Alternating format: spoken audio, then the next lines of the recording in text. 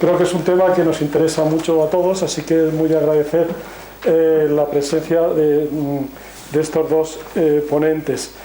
Antonio Martín ya es antiguo colaborador con la Universidad Popular. El año pasado nos dio una charla muy interesante sobre vacunación y espero que seguimos contando con él, con su colaboración. Y lo mismo digo de la doctora Ángeles Servet, que esta es la primera vez que interviene, pero espero que no sea la última. Pues muchas gracias, y ya va a intervenir en primer lugar Antonio, que nos va a hablar sobre todo de los aspectos epidemiológicos, ¿no? Preventivos. Epidemiológicos, ¿no? Vale. Y la doctora nos hablará de los aspectos clínicos sobre todo. Pues muchas gracias y adelante. Gracias, Pepe. Bueno, en principio lo primero que tengo que hacer inexorablemente es agradecer que me permitan repetir plaza, que eso no siempre le pasa a todos los toreros. Eso primero. Y sobre todo también debo agradecer a la universidad que me haya invitado y que, bueno, yo soy muy optimista. Quiero pensar que el hecho de que estuvimos aquí, que bueno, que la anterior charla sobre vacunas tuvo alguna difusión, yo lo que sí puedo decir que este año concretamente, en la campaña de vacunación de la gripe, hemos conseguido mayor cobertura que el año pasado, notablemente. Que no sé si será por la charla, pero bueno, yo como soy muy optimista digo, pues será por eso, ¿no? Entonces, vamos a tratar hoy un temilla que, bueno, que en principio, como decía Belén, es como echarnos un poco la bronca, ¿no? Veremos que en cierto modo estamos en un cierto nivel de posibilidad de enfermar en una de las enfermedades cerebrovasculares, pero también es verdad que como somos muy positivos en este pueblo, vamos a ver que luchar contra ello es bastante fácil, ¿eh? Está muy a la mano de todos y que podemos conseguir muy buenos resultados con un relativo poco esfuerzo, ¿eh? La verdad que las enfermedades cardiovasculares son muy peligrosas, como veréis luego cuando veamos algunos datos, son las enfermedades que producen mayor número de muertes en España y que evidentemente son enfermedades que en algunos casos son inexorables por temas de edad, temas de genética, pero en otros casos son fácilmente prevenibles, relativamente fácilmente prevenibles, ¿vale? Entonces, en primer lugar quería comentaros qué es exactamente. En principio es una definición muy fácil. ¿Qué es una enfermedad cardiovascular? Pues hombre, evidentemente es las enfermedades que afectan cardiovascular, al corazón, a los vasos, ¿vale? Es decir, a las dos cosas. Fundamentalmente vamos a hablar de dos de ellas. Una que afecta directamente al corazón y otra que afecta directamente a los vasos. ¿Por qué? Pues porque son las más significativas y las que más volumen tienen. Luego las otras ya son, digamos, como más específicas y que no son las dos que podamos prevenir, estas dos son las que mejor podemos prevenir, ¿vale? Entonces, vamos a ver cuáles son estas enfermedades, las enfermedades cardiovasculares. La primera y la más importante, la enfermedad coronaria, lo que todos entendemos por cardiopatía isquémica. Isquémica es que se queda sin riego. Cardiopatía isquémica, el corazón se queda sin riego. Si se queda sin riego puede salir. La segunda, la hipertensión arterial, que es por sí mismo una enfermedad, pero además es uno de los factores de riesgo de todas las enfermedades cardiovasculares. Otra, la enfermedad valvular cardíaca, las válvulas del corazón, la enfermedad cardíaca reumática, estas no son tan frecuentes. La otra, la grande, la de los vasos, el accidente cerebrovascular, trombosis o derrame cerebral, lo que es el ictus. Todos habéis conocido algunos casos, todos conocemos muchos casos porque son enfermedades muy frecuentes. Luego, lógicamente, conocemos casos. Todos tenemos un vecino, un primo, un tío o alguien que le ha dado un ictus. Y todo el mundo tenemos a alguien que le ha dado un infarto y la detiene. Bien, entonces, primera de ellas, enfermedad coronaria. Como os decía, es una enfermedad ocasionada por la arteriosclerosis, qué bonita palabra, ¿eh? La arteriosclerosis de las arterias coronarias, ¿eh? Es decir, las encargadas de proporcionar sangre al músculo cardíaco. Cuando hablamos, ha tenido un infarto de miocardio. Lo que ha tenido es que las paredes del corazón han dejado de ser regadas por las arterias coronarias. Es así de sencillo, esto es como todo. O sea, esto es como un jardín, el corazón es como un jardín. Si lo riegas, florece, y si no lo riegas, la planta se muere. Así de sencillo. ¿Y quién riega? Las arterias coronarias, ¿vale? Entonces, la arteriosclerosis coronaria, ¿por qué es un proceso lento? La arteriosclerosis no se produce ¡paf! Y te da el infarto. No, no. El infarto es el final de un proceso lento por el que se provoca un estrechamiento, se llama una estenosis, de las arterias coronarias, fundamentalmente por la formación de un ateroma. Bonita palabra también. Ya tenemos otra palabra a ver. Tenemos la arteriosclerosis, ha quedado clara. Ahora vamos a ver lo que es el ateroma, ¿vale? Entonces, en el caso del accidente cerebrovascular, viene a ser parecido a lo mismo, pero en este caso no son las arterias coronarias. El accidente cerebrovascular es el que afecta a las arterias del cerebro o que llegan al cerebro, ¿vale? Causada por un proceso de isquemia, lo mismo, falta de riego. La isquemia siempre es una falta de riego, durante el cual muere parte de la masa encefálica debido al fallo de la irrigación sanguínea. Bien, esto es muy importante y ahora veremos por qué. La causa de la isquemia es la oclusión del sistema arterial debido a la aterotrombosis o a un embolismo. Es decir, que hay un determinado momento en que una parte del cerebro se queda sin riego, ¿vale? Y ahí es donde se sufre el daño. ¿Por qué se puede quedar sin riego? Por dos posibilidades. O bien por un trombo sanguíneo, o sea, un coágulo, o bien porque se ha formado un ateroma que no deja llegar a la sangre. Esas son las dos posibilidades. ¿De acuerdo? Entonces, la causa de la isquemia es la oclusión. Y luego, siempre diremos que el 80% de los ictus de las enfermedades cerebrovasculares son debidas al infarto cerebral isquémico, es decir, a la placa de ateroma. Y el 20% a una hemorragia cerebral. ¿Vale? En ambos casos, la causa del daño es la isquemia. En un caso se produce porque no llega el riego, porque está el ateroma, y en otro se produce porque como hay un derrame, la sangre presiona la masa cerebral y se daña. En ambos casos. Dependiendo de cuál sea la arteria que deja de regar, tenemos una afectación a otra, o una parte o la otra. ¿Sabes que cuando a alguien le da un ictus, normalmente se queda media parte, o pierde la visión, o pierde el oído, son de distintos síntomas, es decir, no todos se les da un ictus y le pasa lo mismo. Entonces, ¿por qué? En función de la parte que se queda sin riego. ¿Vamos bien? Vale. Entonces, vamos a la otra palabra. En el ictus se forma, en el caso del ictus se forma en una de las venas, ya me acordaba, yo tenía esta maravilla aquí, en una de las venas que van al cerebro, hay algo, que puede ser el ateroma o el coágulo, que no deja regar. Si no deja regar, esta parte que tenía que estar regada por este vaso, se queda sin riego y muere. Se queda isquémico, se destruyen las células y muere. Ahí está el daño de los tejidos, ¿vale? Así es como funciona el ictus. Bien, ¿qué es el ateroma? Esta es la otra palabra clave que también se dice mucho, pero no queda. Hay una confusión, no hay una confusión, pero muchas veces vais a oír hablar de aterosclerosis y arteriosclerosis. ¿Es lo mismo? No, no es exactamente lo mismo, es sinónimo. La aterosclerosis es la formación del ateroma y la arteriosclerosis es un endurecimiento de la arteria que propicia la formación del ateroma. O sea, que en realidad al final son las dos cosas, pero no es exactamente igual, O sea, que el ateroma es. Entonces, el ateroma son las lesiones focales características de la aterosclerosis que se inician en una capa íntima de una arteria, ¿vale? Imaginaros que viajamos a una arteria, estamos dentro de una arteria. Bien. Hay una serie de partículas que se llaman lipoproteínas de baja intensidad. ¿Habéis oído hablar de que el colesterol, hay dos tipos de colesterol, el colesterol bueno y el colesterol malo? ¿A qué nos suena eso? El colesterol malo, es decir, las partículas de colesterol malo, que son las EDLED, que son las proteínas de baja densidad, son de baja densidad, con lo cual son más esponjosas, son la LDL, light, que en inglés, que los que sabemos tanto inglés, podemos decir que son light density lipoprotein, pero son las de baja proteína, están muy abundantes en el torrente sanguíneo, y entonces se incrustan en la pared de la arteria. Normalmente se incrustan porque hay algún problema en la pared. Puede ser porque existe algún problema en la pared. Uno de los problemas más frecuentes de la pared es que porque existe hipertensión que ha dañado el vaso. Uno de los motivos fundamentales, porque es como, imaginaros, estamos dentro de la arteria, va pasando el torrente, y de pronto hay una imperfección en la pared, ¡plas! Y se pone ahí una LDL. Y llega otra y ¡plas! Choca en la otra. Y entonces en ese momento llega otra. Y entonces, ¿qué es lo que ocurre? Lo siguiente, que en respuesta a ese acúmulo de LDL que se ha incrustado, llegan los glóbulos blancos con su mejor intención, también conocidos como monocitos, y llegan al sitio de la lesión pegándose a las moléculas por adhesión.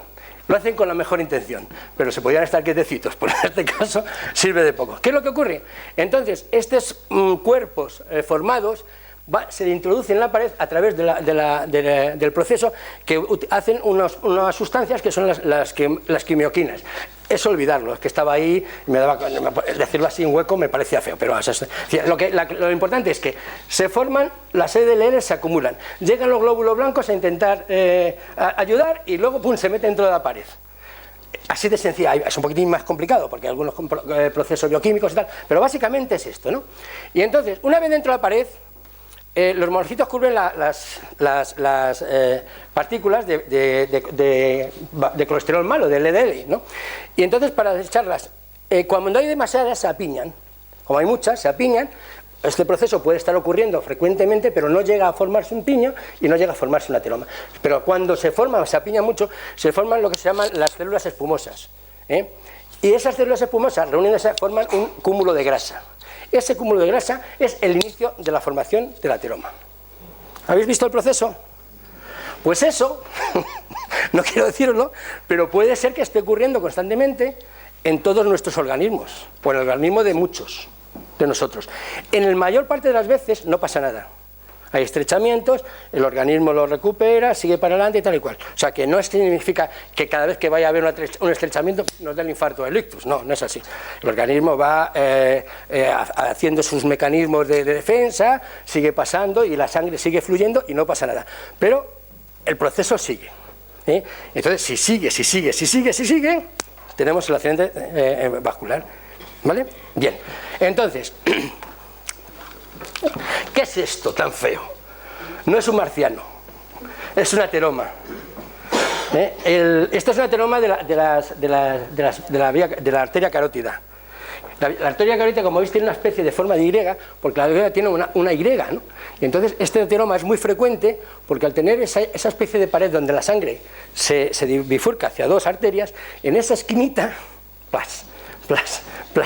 Y es muy frecuente que se forme el ateroma en esas arterias, ¿no? Y es realmente repulsivo, solamente pensar eso que tenemos dentro, ¿verdad? Pero pues bueno, mejor no tenerlo.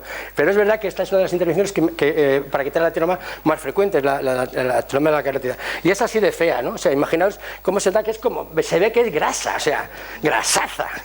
Está muy claro, ¿no? Eso es un ateroma, ¿vale? Entonces, el hecho de que sea tan frecuente la formación de ateromas provoca que sea muy frecuente la enfermedad cardiovascular, ¿no? De hecho, es la primera causa de muerte en la población española. Fijaros, por encima del cáncer y por encima de la carretera. ¿Os acordáis que decían que las tres causas de la muerte eran CCC, cáncer, corazón y carretera? Pues el cáncer está en segundo lugar después de las enfermedades cardiovasculares. Es la primera cosa. Es decir, en España en un año se hacen 124.126 muertes por enfermedad cardiovascular. Es decir, el 30%, o sea, más de la tercera parte de las muertes en España se producen, España y en Europa, se producen por enfermedad cardiovascular. Eso es mucho, ¿eh?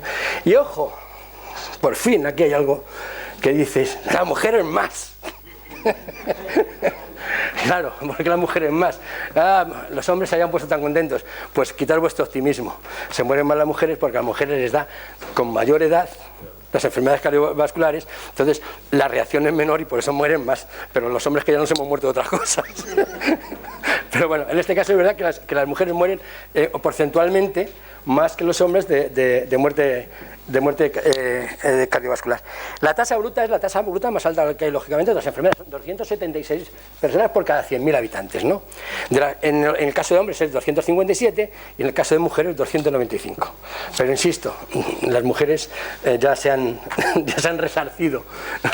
Bien, la cardiopatía isquémica es el total, es el concretamente, solamente de todas las enfermedades cardiovasculares, de todas, por eso he cogido las dos, el ictus y la cardiopatía. ¿Os acordáis? De toda la selección he escogido estas dos, primero por simplificar, y el segundo, ¿por qué? Pues porque solamente la cardiopatía isquémica produce 37.000 y pico muertes al año. Es decir, casi el 10% de todas las defunciones.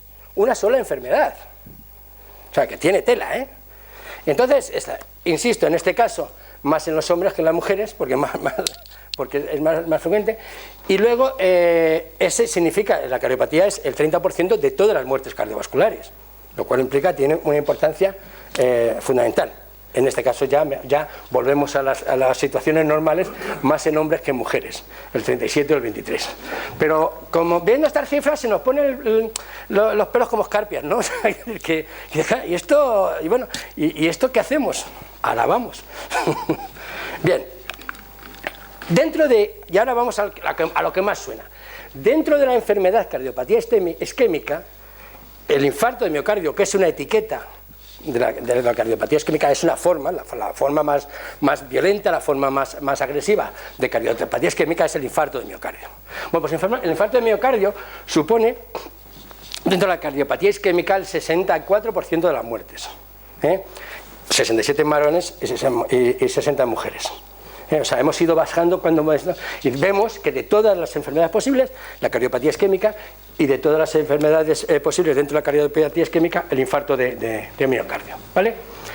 Y ahora vamos a ver en el caso del ACV, del accidente cerebrovascular, que es el segundo problema que debemos considerar. Bueno, fijaros que hay de 150 a 150 casos anuales por cada 100.000 habitantes. Si esto lo multiplicáis para ver toda la población, el porcentaje es increíble. Es decir, es una cantidad de enfermedad de accidente cerebrovascular enorme. En este caso no es tan mortal como el infarto, pero tiene muchas secuelas. Es más, imaginaros que es que hablamos de que una prevalencia, es decir, las veces que aparece una enfermedad en una determinada edad, es del 3,5%. Es decir, 3 personas y media, o para decirlo más sencillo, 7 personas de cada 200 van a tener una CV en un año.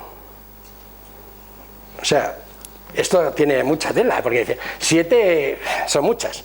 Bueno, es más, por ejemplo, el cáncer de mama, pero bueno, no es tan mortal. Entonces, esto es muy interesante. La incidencia, lógicamente, aumenta conforme avanza la edad, y además existen diferencias en cuanto al sexo. Entre las mujeres y hombres entre 45 y 50 años no existen diferencias entre sexos. Nos da el ACV en las mismas proporciones. A partir de los 65 años, la presencia es mayor en hombres. Y a partir de 75 la prevalencia asciende significativamente entre mujeres. Volvemos a lo mismo. ¿Por qué? Porque hay menos hombres que se han muerto ya de otras cosas. Muy lógico, ¿no? La morbilidad. Fijaros cómo se queda luego. Tenemos el ACV. La gente se muere, la que se muere, como hemos visto. Y la que no se muere, ¿cómo se queda? Que tampoco es moco de pavo. Porque claro, en este oficio nuestro, me refiero aquí al de Ángeles y mío, siempre decimos que mejor te mueres. O sea, luego cuando llega el momento dice, bueno, pues mejor cogeo. O sea, no. Pero bueno, básicamente, fijaros, las condiciones en las que se quedan los pacientes o las personas a las que han tenido una CV es muy complicada, ¿no? Imaginaos, el 17%, más del 17% de los pacientes que han sufrido un ictus son dependientes a los 6 meses. Son dependientes, o sea, necesitan a alguien para poder seguir viviendo. O sea, no te da un ictus o te da una cosa y te dice, bueno, me curo y luego sigo, me voy a currar. Pues no. A los 6 meses, el 17% no hay nada que hacer. El 27%, es decir, más de la cuarta parte, presenta una discapacidad para alguna actividad básica de la vida diaria, fundamentalmente laboral, lo cual supone un coste económico para el país enorme. O sea, que no solamente es esta. La tercera parte requiere rehabilitación. La rehabilitación, además de costosa, es muy larga en el tiempo, lo cual hace que mucha gente tarde muchísimo tiempo en incorporarse a una vida normal. Y luego ya existen los problemas mentales que generan, no solamente por la falta de riego y tal, sino que psicológicamente es una enfermedad muy traumática, psicológicamente. O sea, el 10% de las personas evoluciona a demencia, en gran parte por problemas físicos, y el 12% sufre depresión en los 3 primeros meses. O sea, claro, es que es muy duro, ¿no? Tú estás hasta un día jugando al tenis, yendo a trabajar y tal y cual, y al otro día te encuentras con que tienes 50 años y estás a lo mejor en la vida y tienes medio cuerpo que no te responde y que ya no puedes hacer nada de lo que hacías. Y cuando digo nada. O sea, que hay cosas que no se pueden hacer ya. En Europa la tercera causa de muerte por sexo es la primera causa de mortalidad en la mujer. Ya digo, en España hay 90 muertes por ictus por 100.000 habitantes y año, y durante el primer mes el ictus, la mortalidad es del 25%. O sea, el que le da un ictus, pero si a tu vecino le ha dado un ictus, si no se lo digas a la familia, pero piensa que tiene una cuarta parte, o sea, un 25% de probabilidad de morir. Y eso es gordo, ¿eh? Casi ninguna enfermedad se puede decir eso, no más que de esta. O sea, te dice, bueno, sí, está en el hospital, ¿y cómo está? Vaya, va mejorando, lo que nos dicen todos. Y entonces cuando sabes esto dices, bueno, pues ahora que haya suerte. O sea, porque eso en el primer mes es así. Bueno, y ahora vamos a ver, ¿qué vamos a hacer? No vamos a salir aquí deprimidos. Bien, entonces, la enfermedad esta tiene una parte buena, por buscarle algo, tiene una parte buena. Y son que hay una serie de factores de riesgos contra los que algo podemos hacer, ¿vale? No es lo mismo la enfermedad que un factor de riesgo. Cuando tú padeces la enfermedad, tienes una enfermedad. Cuando tienes factores de riesgo, es otra cosa. El factor de riesgo es toda circunstancia o situación que aumenta las probabilidades de una persona de contraer una enfermedad o cualquier otro problema de salud, ¿vale? O sea, tú tienes factor de riesgo, pero no tienes la enfermedad. Bien, los factores de riesgo son aquellas características, atributos variables que se presentan asociados diversamente con la enfermedad o evento estudiado. No son necesariamente las causas, eso es muy importante. Solo sucede que están asociadas con el evento. Y esto sí, constituyen una probabilidad medible y tienen valor predictivo. Vamos a quedar con esto. O sea, es decir, nosotros vamos a tener una serie de factores de riesgo que según nuestra situación variable en cada persona pueden determinarnos qué posibilidades vamos a tener de tener la enfermedad. ¿Por qué? Porque efectivamente son enfermedades que se han estudiado mucho, se han hecho muchos estudios y se sabe qué porcentaje de contraer la enfermedad tienes según el factor de riesgo o según los factores de riesgo que tengan, la cantidad de factores que confluyen. Entonces, tienen valor predictivo, es de las cosas que mejor estudiadas están. Entonces, luego ya os explicará Ángel, ¿cómo puedo decir? Pues tú tienes un valor predictivo, o sea, tú tienes una probabilidad de contraer la enfermedad de tanto. Cuando se dice probabilidad, significa probabilidad, no es que te vaya a caer, pero tienes una probabilidad. Y las probabilidades son muy malas cuando son muy altas. Vale, entonces, los factores son de dos tipos. Aquellos que son modificables, en los que los podemos intervenir para retrasar, mejorar y aumentar las posibilidades de no enfermar, y aquellos no modificables, que son modificables, que no son aquellos que son ajenos a nuestra conducta. Hagamos lo que hagamos, lo vamos a tener. Y así que ya no podemos hacer nada. Los modificables son unos más modificables que otros, como veremos. No todos son iguales, ¿no? Entonces, entre los modificables, teóricamente modificables son todos estos. Es decir, algo podemos hacer con ellos. Son la hipertensión arterial, la podemos tratar, controlar tal. El tabaquismo, que es fácilmente modificable. Si hay fumadores aquí ya saben que no es tan fácilmente modificable. El colesterol, que parece fácilmente modificable, pero que me lo digan a mí, no hay manera.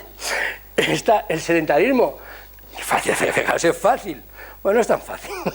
Luego ya veréis que el sedentarismo es muy peculiar. A mí cuando estaba preparando estaba viendo algunos datos y son geniales porque pasamos del sedentarismo a morirnos corriendo por las calles de Tres Cantos. No hay punto medio. Bueno, sí, afortunadamente cada vez hay más, ¿eh? Incluso hay una asociación aquí en Tres Cantos de marchadores noruegos y tal, que bueno, que esa es la historia, no va por ahí el tema. La obesidad y el sobrepeso, fijaros si eso es modificable. Cuesta muchísimo, ¿eh? Pero muchísimo. El estrés, qué fácil lo del estrés. Oye, pues no te lo tomes así, muchacho. Pues sí, me lo tomo así porque no sé tomármelo de otra manera, ¿no? Y luego, la diabetes. La diabetes la pongo en último lugar, ¿por qué? Porque es modificable. O sea, su control, mantener unas cifras adecuadas de diabetes y tal, es mantener muy bien el factor de riesgo. Pero también hay que reconocer que la diabetes tiene un componente hereditario muy importante. O sea, tú eres diabético en muchos casos, tu predisposición familiar es muy importante. Entonces, aunque sí que es modificable, porque se puede regular, se puede controlar, porque hay medicación y tal, tiene un componente muy importante familiar, con lo cual pasa a ser un no modificable. Evidentemente la edad no es modificable, el sexo en realidad tampoco, o sea, porque es decir, el sistema hormonal y tal, todo lo que es el sexo no se puede modificar. Los antecedentes familiares, cada uno le toca a la familia que le toca y aquí estamos. O sea, que no es... Y luego la raza, no hay, por mucho que Michael Jackson intentó ser blanco, se murió oscuro, se murió de blanco pero era negro. O sea que no había más que hacer, ¿no? Y estos son los factores. Entonces, con estos factores se hacen unas tablas para ver estos riesgos, ¿vale? Y esto, la que sabe hacerlo es Ángeles, o sea, esto no es cosa mía. Pero entonces vamos a ver, yo sí que voy a lo que podemos hacer, ¿eh? ¿Qué podemos hacer en esta vida? Es decir, nosotros contra los factores de riesgo tenemos una posibilidad de lucha, ¿eh? Factores de riesgo versus hábitos saludables, ¿vale? Entonces nosotros vamos a los hábitos saludables, que es lo que en realidad podemos hacer. Porque claro, no podemos salir con la depresión de nos va a dar la ictus, tal. No, porque podemos hacer mucho. ¿Y qué es hacer mucho? Practicar hábitos saludables, ¿eh? El primero de ellos, la primera enfermedad, del primer riesgo, que es, ahora vamos a la diabetes, es muy importante, ¿eh? Además, ya veréis cómo, incluso, ya lo explicará Ángeles, dentro de las tablas del cálculo, el peso de diabetes es muy importante. Y además tiene un componente genético, con lo cual su manejo es más difícil. Voy a intentar ir de amarillo a verde. Esto de los colores es una trampa. Cuando pongo diabetes en amarillo, en rojo ya es depresivo. Pero cuando pongo en amarillo es como los semáforos. Es que algo hay que hacer. No mucho, pero algo hay que hacer, ¿no? Entonces, ¿qué es lo que ocurre? Que es muy interesante y muy necesario controlar los niveles de glucosa. Controlar los niveles de glucosa favoreces muchas enfermedades, no solamente las enfermedades cardiovasculares, sino que el control de la diabetes es muy importante, porque además hay enfermedades renales, hay problemas de visión, en fin, controlar la glucosa, ¿no? Hay un sistema para controlarlo, las hemoglobinas glicadas que os habrá mandado el médico algunas veces análisis y tal. Bueno, pues eso es cosa del médico, o cosa del sistema sanitario, pero vamos, básicamente el médico, ¿no? Y aquí sí muy importante, no solamente para la enfermedad, y vamos a la primera parte fundamental del tema, de nuestras herramientas contra los riesgos cardiovasculares. La dieta adecuada cardiosaludable. En el caso de la diabetes, con doble incidencia sobre la propia enfermedad y sobre el propio riesgo componente como riesgo de cardiovascular. Aquí la dieta es doblemente importante. El control de la dieta en un diabético es doblemente importante por la propia enfermedad y por el componente de riesgo que tiene, ¿eh? Y luego, como os decía, cuando veáis las tablas veréis cómo la diabetes es un factor de riesgo que es muy asociable a los demás riesgos. Está en función, digamos, que se hermana mucho con otros riesgos, fundamentalmente el colesterol, la hipertensión y el tabaquismo, ¿vale? Pero vamos, fundamentalmente daos cuenta aquí, ¿qué podemos hacer con la diabetes? Dieta saludable, ¿vale? Y perder peso casi siempre. Cuesta mucho decírmelo a mí, pero perder peso casi siempre. ¿Por qué perder peso? Porque para perder peso hay dos elementos básicos que son básicos en la lucha contra los factores de riesgo, que es el ejercicio y la dieta, que son las dos herramientas básicas que vamos a estar viendo constantemente en todos los factores, ¿no? El segundo, la hiperlipemia o el colesterol. Normalmente siempre hablamos de colesterol, ¿vale? Pero las demás grasas de la sangre también intervienen, especialmente los triglicéridos. El colesterol es el que provocaba el ateroma, ¿eh? Cuando las células no pueden chuparse todo el colesterol, se acumulan. Cuando se acumulan, sale el marciano, ¿vale? Entonces, y tiene un problema muy gordo, que es otro asesino silencioso. Tú puedes tener colesterol hasta los ojos y no te darte cuenta. No hay manera de que sepas de que tienes colesterol, porque no te da ningún síntoma, en absoluto. Entonces, ese es el problema, ¿vale? Entonces, con lo cual, para controlar los niveles de colesterol y controlar que los niveles de colesterol y el triglicéridos, que es otro de los conceptos de las grasas, de las lipemias que hay que controlar, hay que hacerse analítica a través de la petición del sistema sanitario, a través del médico, ¿vale? Siempre oiréis hablar del colesterol bueno y el colesterol malo, ¿eh? Lo importante es que baje el colesterol, pero vamos, si no está muy bajo y el colesterol bueno es mejor que el malo, es mucho mayor que el malo, pues entonces estamos mejor. Lo importante es que no haya mucho LDL, el colesterol malo, las de baja densidad, ¿no? Y luego, aquí también volvemos otra vez a lo mismo, alimentación equilibrada. Y aquí sí que hay unas características básicas de la alimentación equilibrada, porque cuando hablamos solamente, por ejemplo, para la alimentación de un diabético, la mejor alimentación que hay para un diabético es comer de todo de forma moderada y adecuada. Un porcentaje adecuado de hidrato de carbono, un porcentaje adecuado de proteínas y un porcentaje adecuado de grasas. Aquí lo más importante, además de que también debe ser equilibrada, es que sea rica en ácidos grasos poliinsaturados, ¿vale? Que haya mucha alimentación de origen vegetal y que sea variado. frutas, hortalizas, legumbres. Y ya veremos cómo vamos a entrar luego en el tema de dieta. Pero vamos viendo que ya la dieta va apareciendo a todos. Y luego está el ejercicio aeróbico moderado. También ya os doy 3 palabras. De intensidad regular y frecuente. Pero sobre todo, moderada. Yo voy a hacer hoy apología del ejercicio moderado, porque ya veremos los problemas que trae el ejercicio violento. Otro factor, hipertensión arterial.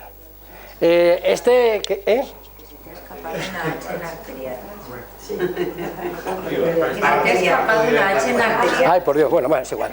O sea, yo no sé, como decía, no sé qué decía, yo no soy, no soy geógrafo, no soy gramático. No, yo soy de letras, como decía tu padre, yo soy de letras.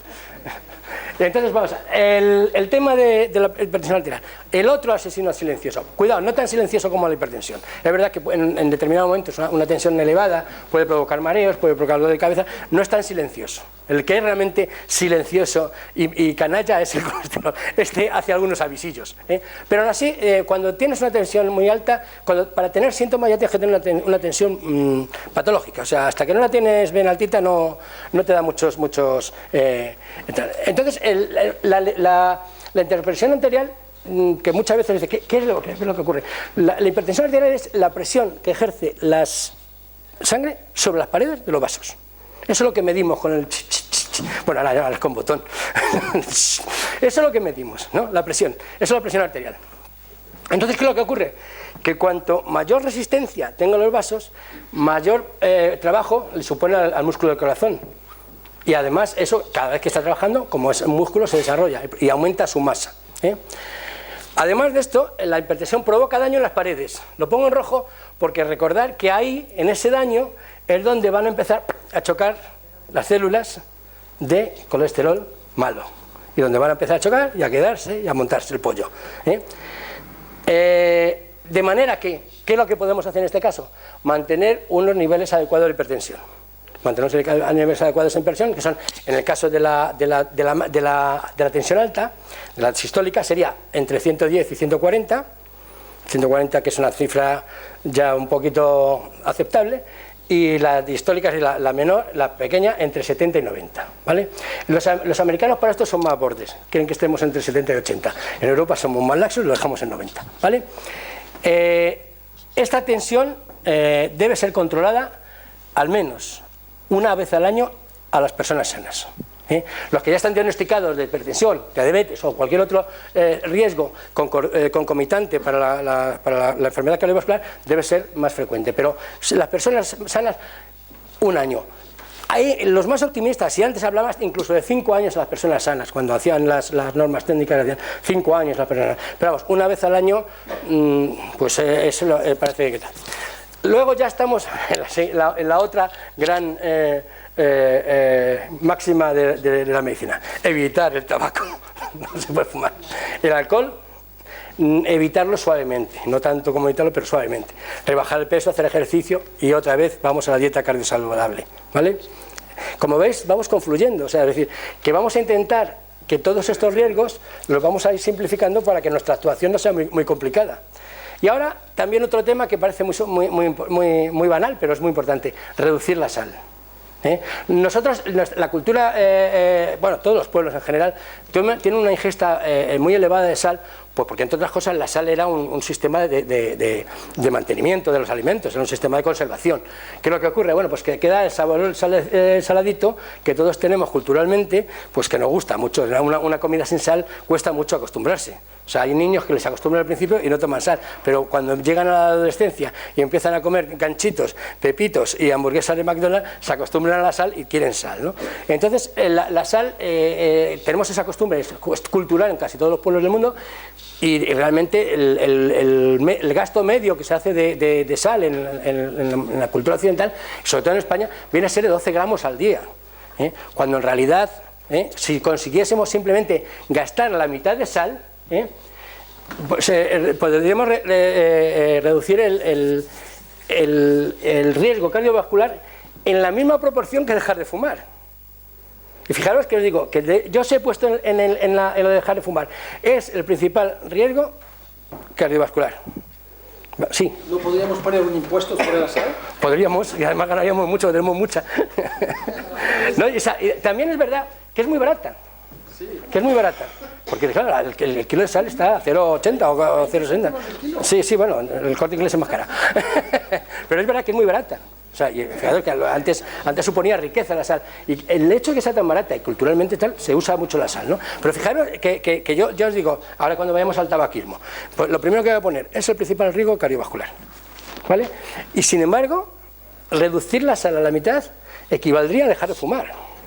O sea, fijaros, si dejamos de fumar y encima quitamos la sal, vamos, o sea, sería el colmo. Si saliésemos con eso hoy, ya sería ya el colmo de los colmos, ¿no? Es decir, que fíjate, reducir, pasarlo a 6 gramos, teniendo en cuenta que nuestro gasto aproximado es entre 10 y 12 gramos diarios. Y luego vamos al tabaco. El tabaco, según he entendido, y me sonaba, a mí me lo dijo Javier, que estuvo aquí Consuelo, que es una epidemióloga, haciendo una conferencia sobre tabaquismo, y esto es un poco repetir el tema, pero es importantísimo decirlo, ¿eh? Es el riesgo más importante. Fijaros que la cuarta parte del riesgo cardiovascular se asigna al tabaco. O sea, es el más importante de todos. Porque además tiene un efecto multiplicativo con los demás riesgos, ¿eh? Fijaros que la incidencia de patología coronaria, o sea, ya solamente refiriendo al corazón, es 3 veces mayor en los fumadores. O sea, que un tío que está fumando tiene 3 veces más de probabilidades de que te dé un infarto en las mismas condiciones. Es decir, si yo tengo un 30%, bueno, yo no soy fumador, pero tengo otros riesgos, pero si yo tengo un 30% y un tío que hace exactamente lo mismo que yo, pero además fuma, tiene un 90%. O sea, que no le da el infarto en ese momento porque Dios es grande. ¿Entiendes? Pero fijaros la proporción, ¿no? O sea, el 30%, ¿no? Luego, también es muy importante, nosotros calculamos, cuando calculamos lo que fuma una persona, calculamos los cigarrillos que fuma al día y lo que ha fumado durante toda su vida, ¿eh? Y en ese sentido la posibilidad de enfermar, es decir, el riesgo está en relación directa con lo que fumas y lo que has fumado. Pero bueno, también es verdad que luego hay una solución. ¿Dejar de fumar? Bien, ¿qué vamos a dejar de fumar? ¿Eso se aplica a fumar tabaco solamente? Sí, básicamente tabaco, pero el otro, por mucho que fumes, tampoco te va a entrar cáncer del pulmón por fumar tabaco, entonces te entrarían muchísimas cosas antes. El tabaco es el acompañamiento. Sí, pero es tabaco. O sea, hay quien dice que fumar es fumar. Y es lo mismo fumar 3 cigarros que 30. Es fumar. Bueno, no es lo mismo. Es fumador. O sea, tú cuando haces una historia en el centro de salud, fumas, solo 3 cigarros, y pum, pones una cruz en fumador. Y le tratas como fumador. Luego a lo mejor le dices, bueno chico, pero no fumen más, ¿eh? O sea, pero es fumador. Y es nocivo, el tabaco es nocivo desde el primer cigarro. Es nocivo desde el primer cigarro, no es vano, es que yo fumo muy poco, no, fumas poco pero eres fumador, o sea que no, es el problema. Entonces, la única solución es dejar de fumar, y además es muy sencilla, es dejar de hacer algo, es que es teóricamente muy sencillo, ¿no? Pero bueno, ya sabemos que cuesta mucho, y luego, bueno, pero es que imaginaos que dejar de fumar reduce la tasa de reinfarto, o sea, una persona que ha tenido infarto, cuando deja de fumar, se le reduce del 20 al 50% las probabilidades de darle otro, hasta la mitad, o sea, que es importante. Y luego también es muy importante pensar que es bueno, o sea, en el sentido de que anima a pensar que en 3 años que una persona deje de fumar, está en los mismos niveles que el que no ha fumado nunca. Eso es muy importante porque hay muchas personas que dicen, deja de fumar, y dicen, yo ya he fumado tanto que estoy perdido. Bueno, pues no, esto no es como la moral, o sea, esto no es como el honor, que se pierde y no se recupera, no, esto es algo. Si tú estás 3 años sin fumar, vas a partir luego, a los 3 años, de las mismas condiciones que el que no ha fumado nunca. Hombre, eso es esperanzador, ¿no? O sea, quiero decir que ayuda a decir, bueno, si en 3 años, si consigo no fumar en 3 años, voy a estar igual que mi amigo que nunca ha fumado. Pues hombre, algo nos puede animar ese tema, ¿no? Eso me parece importante. Como yo insisto, como es muy difícil dejar de fumar, hay gente que deja de fumar y deja de fumar, yo he dejado de fumar. O sea, y no he tomado ni una pastilla, ni me he ayudado a mi mujer, ni nada de nada. O sea, digo, dejo de fumar. Un día yo he dejado de fumar, mi hijo, yo pasé de los 10 cigarros a los 3 diarios, eso sí, cada calada me llegaba a los dedos de los pies. Era una cosa.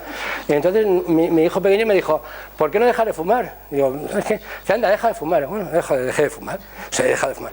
Y cuesta mucho, ¿eh? O sea, a mí no me costó mucho. A mí, por ejemplo, me cuesta muchísimo dejar el queso. O sea, o me deja mucho, hoy el vino, dejar el vino lo que me cuesta a mí. Ahora, el tabaco no me costó, a mí particularmente. Hay otra gente que le cuesta mucho dejar el tabaco y puede dejar de comer perfectamente. O sea, que en eso cada uno es cada uno, ¿no? Pero bueno, dejar de fumar. Pero sí es verdad que existen ayudas. Mismamente en el centro de salud, en el nuestro, en el otro, en todos los centros de salud, hay programas de deshabituación tabáquica con ayudas e incluso hay consultas que para ayudar a dejar de fumar, ¿no? Y luego también una cosa también bastante esperanzadora, antes de que venga el señor de Las Vegas aquí, es que pensar que, fijaros, que la ley antitabaco, en Europa ha reducido los infartos entre un 10 y el 20% de la aplicación de la ley antitabaco. O sea, quiero decir que yo aquí en este momento hago campaña para que no se modifique la ley antitabaco. O sea, sería una pérdida irreparable. Estamos hablando de un 10%, 10 a un 20% de disminución de los infartos. Y decir eso, que alguien pueda decir que fumen, o sea, al fin y al cabo, ¿entiendes? O sea, pues yo en no me he privado de poner este renglón, o sea, porque creo que es muy importante lo de la ley antitabaco. Y ahora vamos al sedentarismo, o falta de ejercicio conocido. También es de los factores de riesgo más importantes. Ya os acordáis de aquel anuncio de Serrat que salía en bicicleta y dice, mueves las piernas, mueves el corazón. Realmente es cierto, ¿no? Hay una relación directa entre el sedentarismo y la muerte cardiovascular. Es una cuestión que está... Y luego, también es verdad que es uno de los factores de riesgo más fácilmente modificables. Es levantarte y echar a andar. Es esto, levantarte y echar a andar. Eso sí que es modificable. Te levantas y echas a andar. Plas, estás modificando un factor de riesgo importantísimo. Cuidado. Además, no hay que sudar la camiseta para este riesgo cardiovascular. No hay que sudarla. Al revés. Es decir, los requerimientos de ejercicio para evitar los riesgos cardiovasculares son mínimos y los puede asumir cualquier persona a cualquier edad y en cualquier momento. Cada vez más. Pero desde el principio ya es bueno. Entonces, depende de las personas, lo importante es un plan de ejercicios adecuados, con las precauciones necesarias. No te puedes decir salir de aquí convencido de que es verdad que vas a ponerte a hacer ejercicio, llegar a casa, ponerte las zapatillas de Decathlon en las caras, esas las de 100 euros, y ponerte a correr por el tracado, porque luego al llegar a la estación estás caput. O sea, un programa bien elaborado y que de alguna manera no nos haga librarnos de un factor y nos del otro, porque el exceso es como el defecto. En el término medio está la virtud, no transformar un factor positivo en un nuevo riesgo, ¿no? ¿Por qué es muy importante el sedentarismo? Porque el ejercicio quema calorías. Si quema calorías te ayuda a perder peso, por lo tanto disminuye la obesidad, disminuye los niveles de colesterol y facilita el control de la diabetes y la hipertensión arterial. Es muy curioso que mucha gente que está tomando medicación para la hipertensión, que tiene una diabetes incipiente, 120, 100 tal, cuando se toma en serio un plan de ejercicio, de pronto resulta que le regula el colesterol mucho mejor, le baja la tensión y se le regula bastante bien esa diabetes incipiente. Y aparte de que adelgace, es muy difícil adelgazar con ejercicio. O sea, para adelgazar con ejercicio te tienes que dar unas jupas, pero de esas pero jupas. Pero también es muy difícil adelgazar solo con la dieta si no lo acompañas con el ejercicio. Es decir, la pérdida de peso es una simbiosis bastante adecuada entre ejercicio y dieta. Ni una cosa es absolutamente buena, ni la otra es absolutamente buena. Las dos cosas es lo que va a permitir bajar el peso, o sea, hacer unos niveles de peso adecuados. Entonces, ¿qué vamos a hablar de ejercicio? Vamos a empezar por lo más sencillo. Me parece a mí que lo más sencillo, aparte de dejar de fumar, entre comillas, porque lo más inmediato, lo más sencillo me parece, y lo más positivo, va a ser el ejercicio. Es decir, el ejercicio, vamos a tener una serie de premisas, ¿no? ¿Por qué? Los deportes aeróbicos, es decir, aquellos en los que no haces, ¿qué es un deporte anaeróbico? El que cierra la respiración para levantar las pesas. O sea, lo haces en anaeróbico sin respirar. Eso. El anaeróbico es el que al revés, lo facilitas con la respiración. Los deportes aeróbicos fortalecen el corazón, reducen la presión arterial y ayudan a prevenir las enfermedades cardiovasculares. Y ahora fijaros lo que os digo. 30 minutos de actividad física al día durante 5 veces a la semana, o sea, descansando sábados y domingos, ya puede ser nadar. Ojo con nadar, ¿eh? Nadar hay que saber nadar. Nos echamos a la piscina y nos estropeamos la espalda.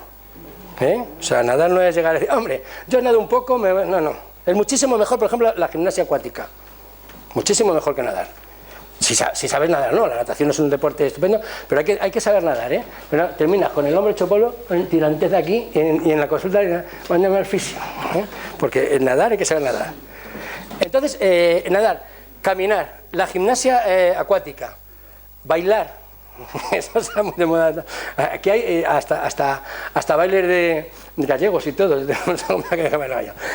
Montar, guión pasear, en bicicleta, que no es subirte los 5 puertos de algunos ciclistas de Tres Cantos, que se suben 5 puertos el domingo y el lunes están ingresados. ¿Entiendes? O sea, montar en bicicleta es pasear en bicicleta. Reducen las posibilidades de sufrir enfermedades cardiovasculares. Estamos hablando de 30 minutos, ¿eh? O sea, 30 minutos de paseo a un ritmo adecuado, sin jadear, que se pueda hablar. Y el que dice andar, dice correr. Pero ¿cómo se debe correr? Si vas con otro que tú puedas hablar. O sea, imaginaos qué bonito es ir caminando pero poder hablar. No es... que se ve por aquí. Poder hablar, ¿vale? Eso es muy importante, ¿eh? Por tanto, hay que tener conciencia de la intensidad y el volumen de la actividad deportiva, ¿vale? El mayor beneficio no está en el deporte de competición, sino en iniciativas que nos permitan mantenernos activos.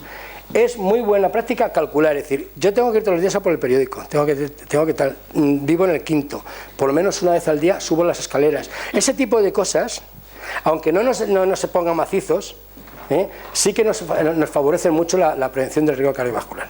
Eso sí que, ese tipo de actividades sí que nos vienen muy bien.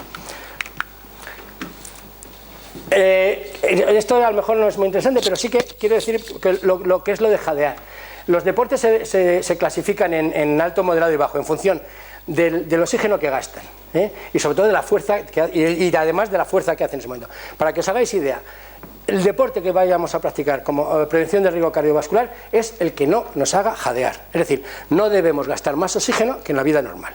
Nosotros tenemos aproximadamente, nos movemos en nuestra vida diaria con entre un 40 y 50% del oxígeno que necesitaríamos. Cuando necesitamos el máximo, sería 100. Pues nosotros normalmente nos movemos entre el 40 y el 50. En el ejercicio para la prevención del riesgo cardiovascular nos debemos mover en esos mismos niveles, 40-50 del porcentaje total de ejercicio que podamos tener, de oxígeno que podemos tener. Entonces, los efectos beneficiosos sobre el riesgo están en función del volumen y la intensidad que se practica. Es decir, si lo haces adecuadamente vas a tener un beneficio, y si no lo haces adecuadamente vas a tener un riesgo, Después la adaptación se desarrolla con la práctica, insisto. Tú empiezas andando y resulta que haces un circuito por Tres Cantos, y resulta que al principio te tardas 1 hora, luego te das cuenta que lo haces en 3/4 de hora. Y has ido hablando, has ido sin jadear, y luego te das cuenta de las 3 media hora. Bueno, pues eso es adaptarlo. Efectivamente, lo importante es que cuando lo haces en media hora no vayas jadeando, porque a lo mejor se te ponen las piernas muy fuertes, luego presumes de piernas y tal, pero no has ganado nada en cuanto al riesgo cardiovascular. O sea, lo que tienes que hacer en el riesgo cardiovascular es hacer la actividad del ejercicio sin jadear, o sea, con el uso del oxígeno normal, ¿vale? El exceso puede ser dañino y además hacer ejercicio por encima de las posibilidades de una persona puede tener consecuencias irreversibles, articulaciones, daños cardíacos, etcétera, etcétera, etcétera. Y fijaros hasta qué punto, para que no es que yo por meterme, yo he hecho media maratón y tal, he hecho el tonto como todos, pero lo digo por no por decir que todo el mundo lo hace muy mal, pero es que yo también. Daos cuenta que fijaros que dos terceras partes de los atletas populares, de los que corren medio maratón y maratón y tal, lo hacen con riesgo cardiovascular. O sea, no lo hacen con riesgo, exentos de riesgo, lo hacen con riesgo cardiovascular.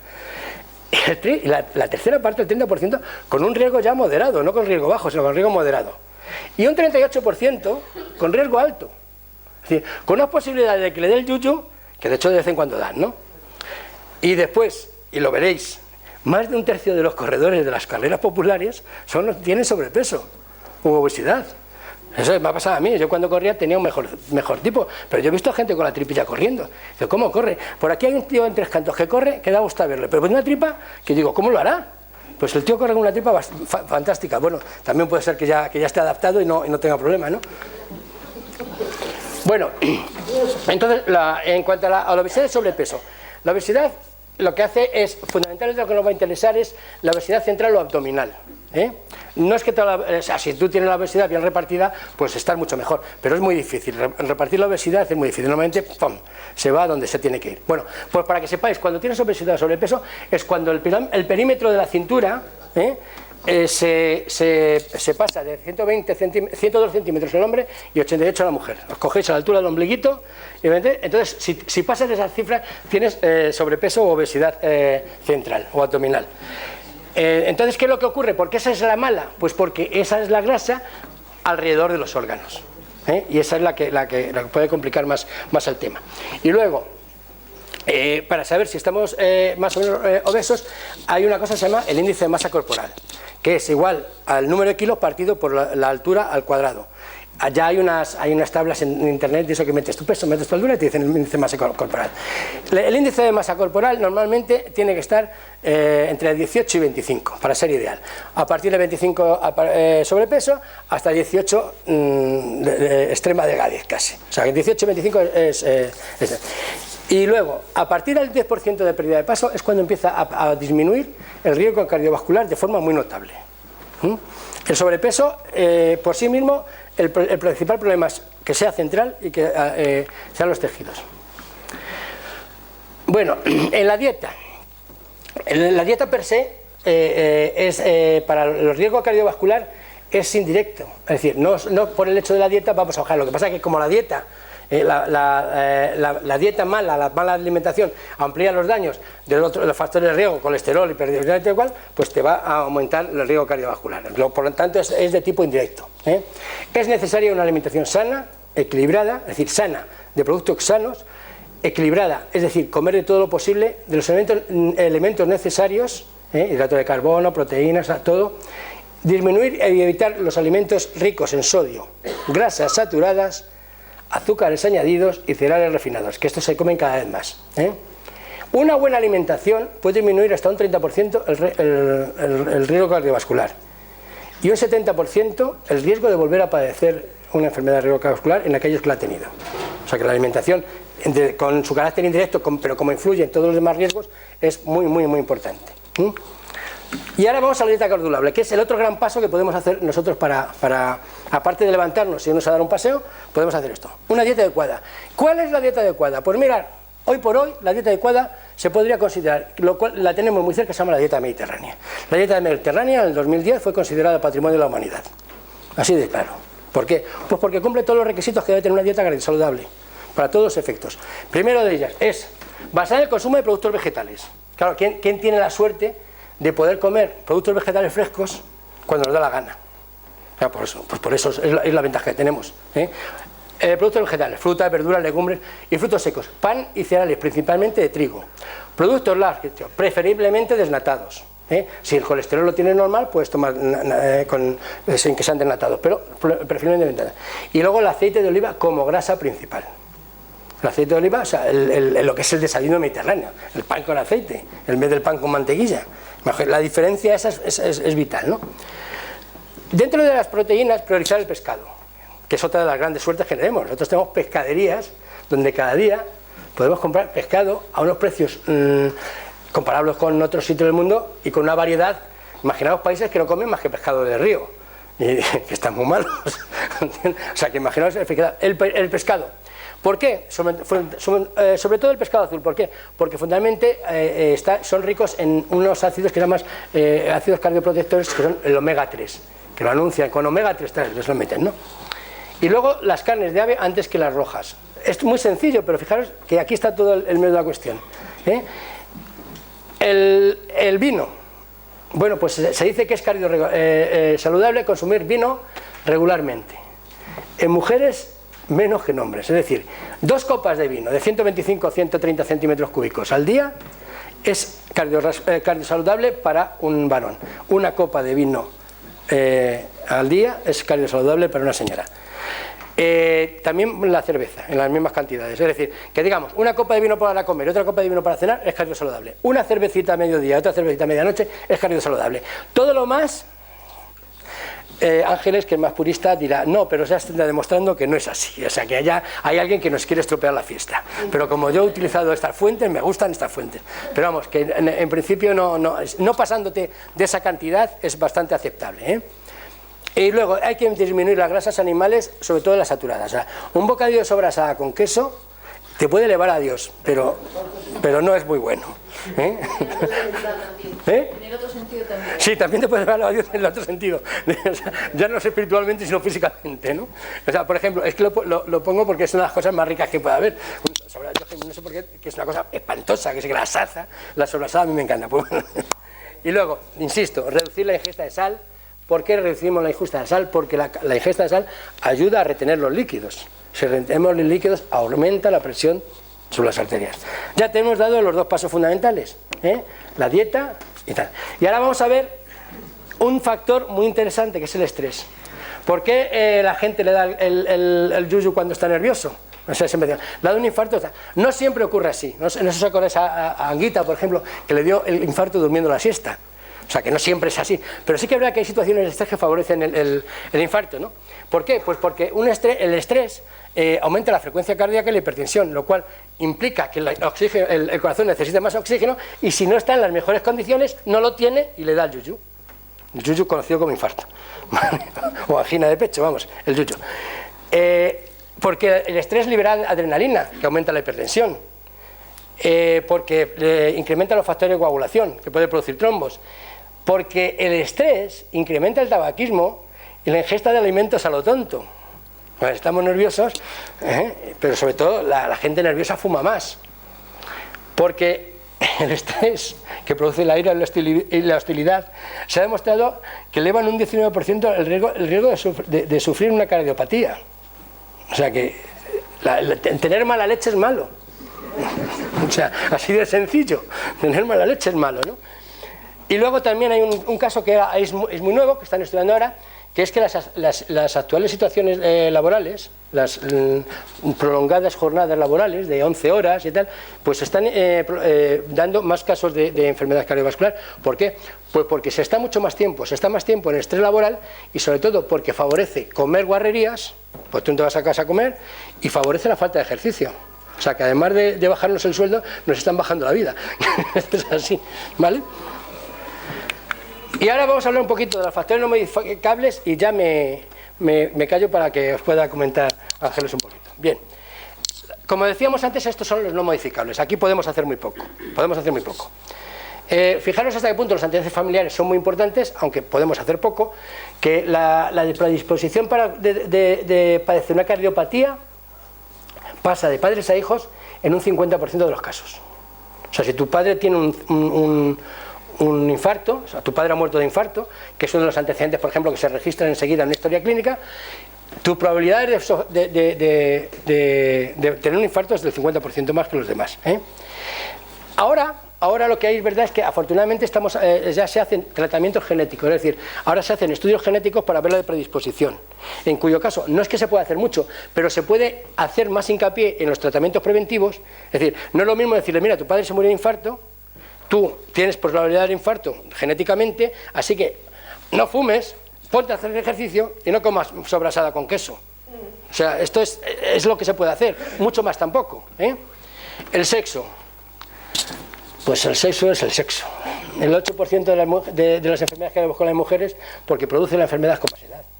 Eso es una característica, buena o mala. Dice, ¿te mueres más de infarto? Pues casi mejor, pues los hombres morimos más de guarrerías, ¿eh? O sea, cánceres de próstata, como se entiende. Y claro, evidentemente, al padecer las enfermedades cardiovasculares de mayor edad, pues complica mucho su evolución. Por eso se mueren más las señoras de enfermedad cardiovascular. Y la edad también es muy importante, sobre todo en la enfermedad cardiovascular, la edad es muy importante, hasta el punto que el riesgo de cardiovascular se duplica cada década, a partir de los 40 o 45 años. Es decir, si yo a los 40 años tengo un 2% de probabilidad en las mismas condiciones de probabilidad, a los 50 tengo 4, a los 60 tengo 8 y a los 70 tengo 16. La edad es muy mala para todo. Menos para no tenerla, porque claro, si no la tienes es muchísimo peor.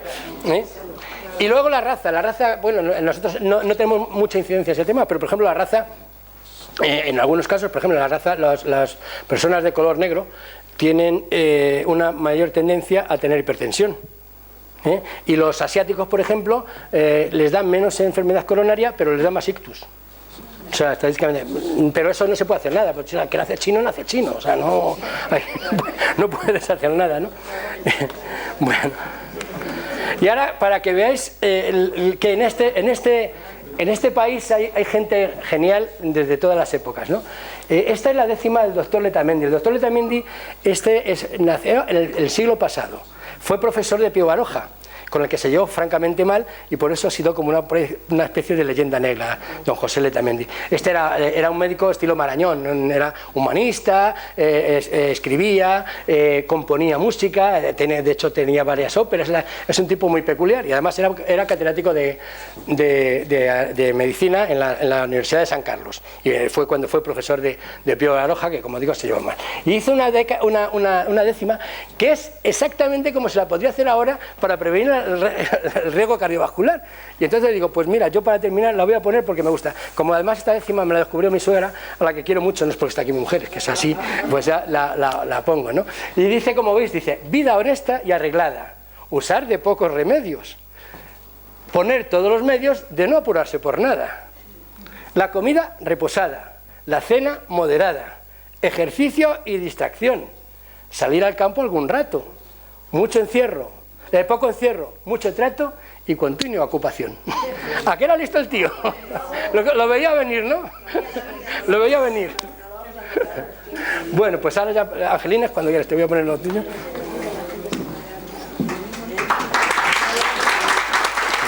Gracias. ¿Qué alcance tiene esto? No, que quieras.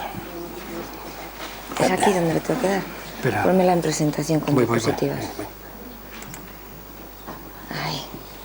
Bueno, pues de la mano del doctor Letamendi yo os voy a contar lo que la mayoría de los doctores hacemos con el tema del riesgo cardiovascular. Se trataría de explicaros, para que vosotros podáis poner en tesitura cada uno de vosotros, claro,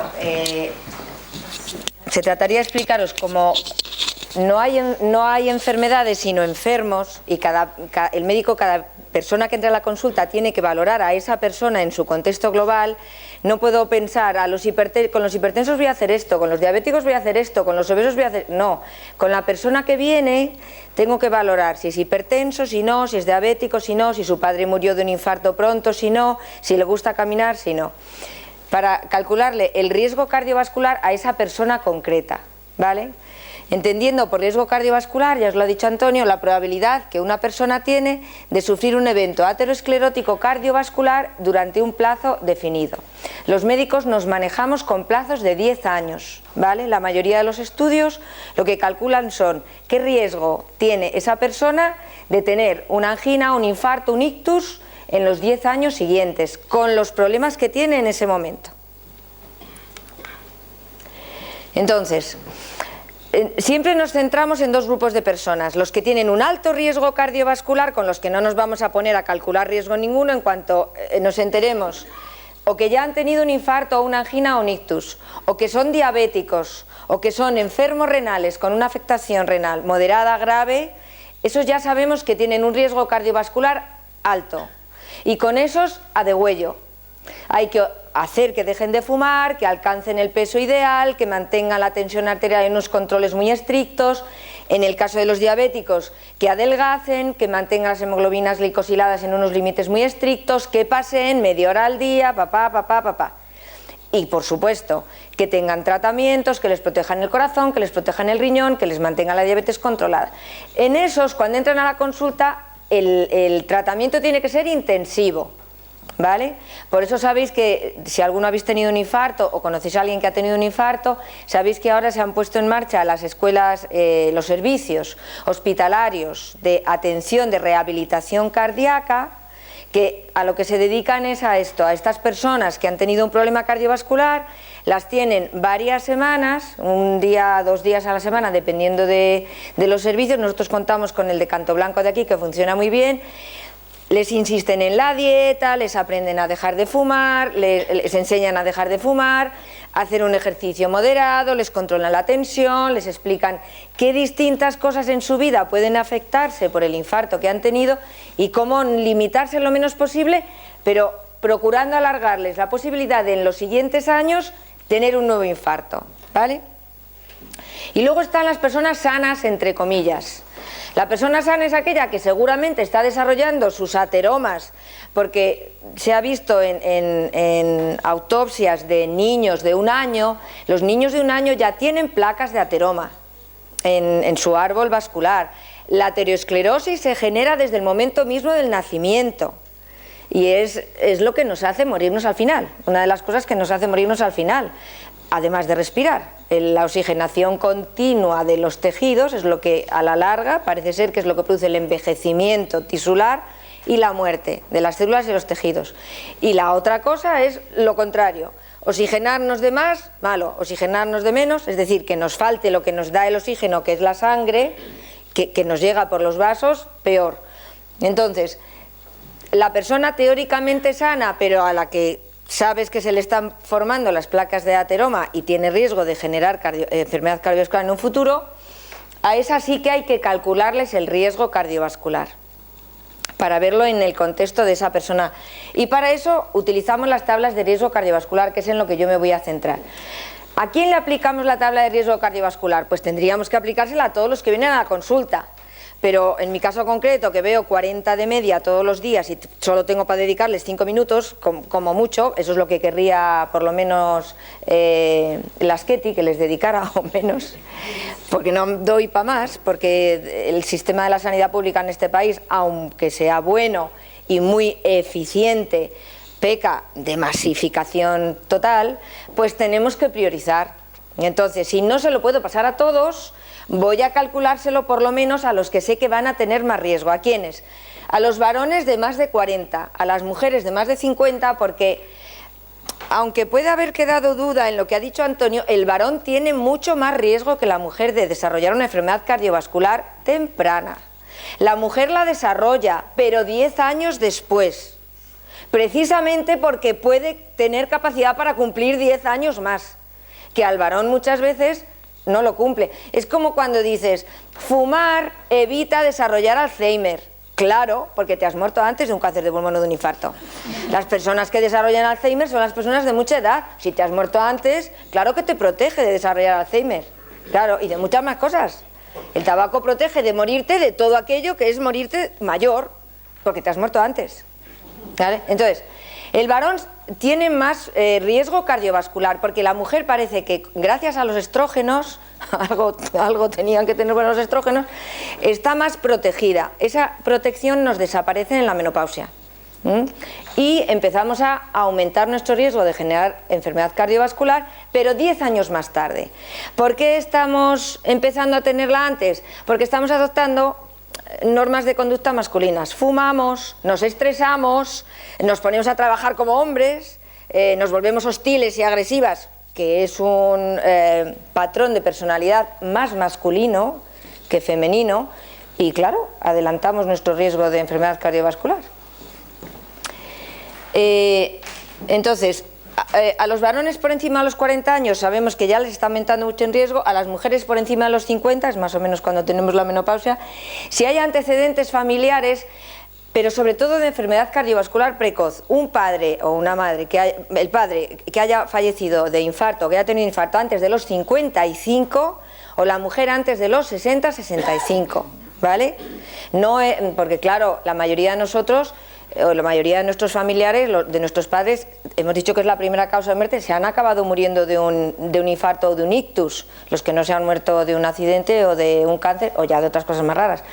Pero no es que se hayan muerto de un ictus, es que lo hayan tenido antes de los 55 años, ¿vale? Esas personas también tienen un riesgo más elevado. Y luego, si tienen ya presencia de factor de riesgo cardiovascular, si ya son hipertensos, si ya tienen obesidad, si tienen el colesterol alto, diabéticos que directamente los pasamos al alto riesgo, si fuman, a todos esos hay que calcularles el riesgo para inmediatamente saber qué riesgo están teniendo y en qué situación, cómo tengo que ser de agresiva con el tratamiento. En las tablas no manejamos todos los factores de riesgo cardiovascular porque los médicos tenemos una característica que es que somos desconfiados por naturaleza y nos enseñan a ser desconfiados en la facultad. Entonces, hasta que no tenemos ensayos con poblaciones sometidas a un determinado tipo de característica y poblaciones que no están sometidas o tratamientos y que no sepamos cuál es, bueno, una serie de características que tienen que tener los ensayos clínicos, no nos creemos que realmente una cosa está asociada a enfermedad, ¿vale? Por eso decimos, pues parece que las personas mayores se mueren más de infarto. Pues no, directamente no nos ponemos a tratar a los mayores, no. Hacemos pruebas y pruebas y pruebas, ensayos. Entonces, claro, la cosa va lenta, ¿vale? Entonces, de los factores que ya se han demostrado que son los gordos, los importantes, que claramente están asociados a riesgo cardiovascular, son la edad. A más edad, más riesgo de morirte de un problema cardiovascular, ¿vale? Luego veréis en las tablas que conforme vas teniendo más edad es que se te va disparando el riesgo. Ya a partir de los 65 toda la tabla es roja, ¿vale? El sexo, los varones más riesgo, pero las mujeres también lo tienen, solo que más tarde, 10 años después, ¿vale? El tabaco es el factor de riesgo cardiovascular modificable más importante, ya os lo ha dicho Antonio, ¿vale? Fumar no solamente da riesgo, sino que multiplica el riesgo que te dan los otros factores de riesgo. Dejar de fumar disminuye inmediatamente que dejas a la mitad el riesgo cardiovascular. Lo mejor que se le puede recomendar a un paciente para que disminuya el riesgo es que deje de fumar. Cuando a mí me preguntan mis pacientes, ¿qué hacemos? Que me preguntan los muy cucos, ¿qué hacemos con este colesterol, doctora? Como si yo tuviera que hacer algo. Digo, el tratamiento de tu colesterol es que tú dejes de fumar, porque yo ya dejé hace tiempo. Entonces, muchas veces el tratamiento que hay que poner para un factor de riesgo es justo dejar de fumar, controlar el otro, ¿vale? La tensión arterial es otro factor de riesgo mayor y el tener el colesterol alto, sobre todo el LDL, ese del espumoso que al final acaba produciendo las placas de ateroma. ¿Qué son las tablas de riesgo cardiovascular? Nos permiten manejar integralmente a la persona. Esto es muy de médico de atención primaria, ¿no? De que no hay enfermedades sino enfermos, ¿vale? Y yo no tengo que ver, como ven los cardiólogos, solo el corazón, o ven los nefrólogos, solo el riñón, o ve la ginecóloga, solo el aparato ginecológico, sino que tengo que manejar a la persona en su conjunto. Y eso me lo permiten las tablas. Y también un manejo flexible. Si no consigo que deje de fumar este tío, vamos a ver si consigo que pierda peso, o voy a controlarle lo mejor posible la tensión, o voy a poner los límites del azúcar lo más bajos posible, o voy a ver si consigo que haga 30 minutos de ejercicio, ¿vale? La tabla me permite no obcecarme ni agobiar a una persona a lo mejor con una enfermedad concreta, sino, bueno, si dejas de fumar no vamos a tener que ponerte la pastilla de colesterol, para el horror que os da a algunos tomar pastillas. ¡Ay, ya, toda la vida! Bueno, deja de fumar y entonces no tendrás que tomar la pastilla porque te disminuirá el riesgo, ¿vale? Permiten establecer prioridades. Como tengo 40 de media, no me puedo poner a adelgazar a todos, a tratar. Voy a ver con los que tengan el riesgo más alto para insistir con esos.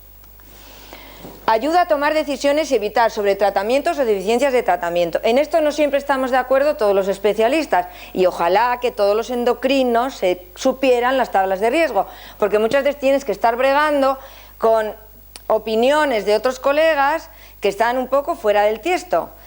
Porque no, o sea, no por un colesterol de 200 y pico no tienes que endilgarle la pastilla directamente, no. Tienes que, ¿cuándo tomo la decisión de ponerle tratamiento a alguien con 200 y pico? Cuando me he ido a la tabla, he visto si fumas, si no fumas y tal y cual. Entonces, ayudan a tomar decisiones, porque si yo tuviera, es verdad que la medicina es un arte, ¿vale? Pero cada vez es menos un arte y cada vez dependes más del ordenador, lógicamente, tienes que ayudarte. Tiene de arte saber relacionarte con la persona, preguntarle, que tengan confianza en ti, convencerle, ¿vale? Ser asertivo para hacerles tragar la píldora con más o menos azúcar de que se tienen que hacer esto o lo otro. Pero también necesitas una ayuda, una tabla que te ayude a ordenar y que no tengas que estar calculando. Bueno, por tabaco te pondría tratamiento, pero ¿y si el colesterol? Y si valorando que... Claro, ahí también hay que tener en cuenta, para no volverte loco, y puesto que tienes poco tiempo, te vas a la tabla, pum, pum, pum, riesgo 5, tienes que hacer tratamiento. Riesgo 2, no, pero estás en riesgo 0, tranquilo, vuelve dentro de un año, ¿vale? Y luego las gráficas son muy gráficas, las tablas son muy gráficas, que es como su propio nombre indica, y además intuitivas. Te permiten enseñárselo al paciente y que el paciente diga, es verdad, ya veréis ahora. ¿Qué tabla utilizar? Hay 3 tablas fundamentales. La de Framingham, que la utilizan los americanos porque para eso tuvieron a los pobres del pueblo. Framingham es un pueblecito norteamericano que, iba a decir una palabrota, los han machacado desde bebés y los han controlado exhaustivamente en todos los factores de riesgo, en todas sus circunstancias, en todas las enfermedades, hasta que se han muerto y siguen, ¿vale? Los pinchan cada 6 meses, se enteran de todo, de lo que hacen, de lo que no hacen, de si se ponen de los nervios, de si no, en lo que trabajan, si fuman, tal. Y gracias a la población de Framingham, a estos señores les tenemos que estar muy agradecidos, y a los científicos que los han estudiado y los siguen estudiando, porque gracias a este estudio, que es el estudio de población de cohortes mejor que se ha hecho, se han descubierto la mayoría de los factores de riesgo cardiovascular de los que nos hemos aprovechado luego el resto de la población. En Europa se utiliza la tabla SCORE porque está adaptada a la población europea. Dentro de las tablas SCORE están las de bajo riesgo, que ahora os diré que son las nuestras, países mediterráneos y asimilados, y las de alto riesgo para países de Europa del Este. Y el REGICOR, que hay que mencionarlo porque es una tabla catalana, es del Registro Gironès del COR, ¿vale? Está en catalán. Y tiene mucho mérito porque es de los pocos países, España y sobre todo una autonomía, que ha hecho una tabla propia, adaptada a la población, pero como nadie es profeta en su tierra, les está costando mucho que la Sociedad Española de Riesgo Cardiovascular la ponga como propia. Y todavía nosotros en el ordenador, en el centro de salud, en la tabla de riesgo cardiovascular, seguimos utilizando la SCORE europea para países de bajo riesgo. La REGICOR es muy similar. Entonces, como os digo, utilizamos la SCORE. La SCORE clasifica a los países en países de alto riesgo y de bajo riesgo. De bajo riesgo somos nosotros, los mediterráneos, España, Portugal, Italia, Eslovenia, Grecia, Andorra, Mónaco, San Marino, Malta, Chipre, Israel, que también es mediterráneo, Francia, porque es que el resto de los países mediterráneos que no veis ahí es que no se sabe el riesgo que tienen porque todavía se están muriendo de otras cosas. Los países del norte de África y tal, mediterráneos, son también pobrecitos, pero estos, lo del riesgo cardiovascular todavía les queda lejos. Primero tienen que vacunar y no morirse de hambre y no tener guerras y otras causas de muerte, ¿no? Y luego ya Francia, Alemania, Suiza, Austria, Bélgica, Holanda, veis que es prácticamente toda Europa occidental. Y en los países de alto riesgo están pues todos los países del este, ¿vale? Esta es la tabla SCORE, ¿vale? Espero que la veáis bien. Entonces, no la he conseguido bien clara porque las que hay en español no me salen claras en la aplicación. Entonces, la he traído en inglés porque estas se veían más claros los números. ¿Veis que hay 2 columnas? ¿Cómo se pica con esto? ¿Cuál es el puntero? El centro. ¿Este? Ahí sí. Vale. ¿Veis que hay 2 columnas gordas? Todas estas 2 son mujeres. Y estas 2 son los hombres. No fumadoras, fumadoras. Hombres no fumadores, hombres fumadores. ¿Vale? Aquí ponemos, aparte de fumar y no fumar, que ya veis que ya hay una columna sola para unos y para otros, aquí ponemos las tensiones sistólicas, ¿vale? Desde 120 a 150 para cada grupo de edad. Estos son de 40 a 50 años. Estos de 50 a 55, estos de 55 a 60, estos de 60 a 65 y estos de 65 a 70. Y por encima de 70 el riesgo ya es tan alto por la edad que no utilizamos tablas, sin agobiar a la gente de más de 70, ¿vale? Porque puede haber gente de más de 70 que no fuma ni nunca ha fumado, no tiene la tensión alta, no es diabético, no tiene el colesterol alto y sale a pasear media hora todos los días y eso los dejas tranquilos. Aunque tengan un riesgo de 10, porque es que ya, si no les ha dado el infarto, Ya no, o sea, no los vas a agobiar ahora. Además, ¿qué les puedes ofertar a estas personas? ¿Ponerles tratamiento para el colesterol? Hay un estudio sueco que demuestra que los pacientes de más de 70 años que les bajas demasiado el colesterol se mueren por eso. Entonces, esta columna hemos dicho que es la de las tensiones. En cada grupo de edad medimos los que tienen la tensión baja, los que ya la van teniendo más alta, los que van teniendo más alta. Y aquí medimos el grado de colesterol, ¿veis? Los que están en el 4 son los que tienen menos de 150 miligramos de colesterol total. Los que están en el 5 son los que tienen entre 150 y 200. Los del 6 son los que tienen entre 200 y 250. Los del 7 los que tienen entre 250 y 300 miligramos de colesterol. Y ya por encima de 300 miligramos de colesterol, 340, se considera que hay que poner tratamiento siempre porque el riesgo es bastante elevado, aunque no tengas otros factores de riesgo. Entonces, un voluntario, tú eres hombre, ¿no? Te tendríamos que buscar, tú me vienes a la consulta, yo te quiero calcular el riesgo, yo te pongo en estas dos columnas. ¿Fumas? Luego tengo que buscarte aquí. Bueno, si os dais cuenta, antes de seguir con el ejemplo, lo verde es bajo riesgo, el ámbar nos estamos acercando y lo rojo tenemos un altísimo riesgo de que en cualquier momento nos pueda sacudir un sartenazo, ¿vale? Entonces, estábamos con nuestro gentil colaborador, que es un varón no fumador. ¿De cuántos años? 46.